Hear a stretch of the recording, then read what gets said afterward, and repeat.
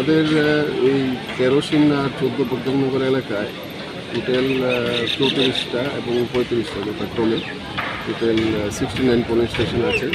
এই প্রত্যেকটা পোলিং স্টেশনে ভোটকর্মীরা আজ সকালবেলায় থেকেই যাত্রা শুরু করেছে তাদের পোল টিম এবং যারা সিকিউরিটি আছে তাদেরকে সঙ্গে নিয়ে, এবং এখন পর্যন্ত সবগুলি পোলিং পার্টি তাদের সিকিউরিটি নিয়ে এবং ইভিএম মেশিন নিয়ে ভোট কেন্দ্রের উদ্দেশ্যে রওনা করেছে।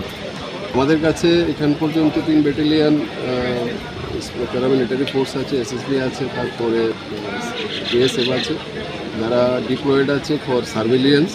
তারা বিভিন্ন পোলিং এলাকা যেখানে নাকি মানুষরা আসবেন যে এলাকা থেকে ভোট দিতে সেখানে তদারকিতে আছেন, এবং পাশাপাশি পোলিং স্টেশনগুলিতে যেখানে হাইলি ক্রিটিক্যালি ইনভেস্ট পোলিং স্টেশনে আমাদের 5 জন করে সিকিউরিটি, বাকিগুলিতে 4 জন করে সিকিউরিটি মোতায়েন আছে।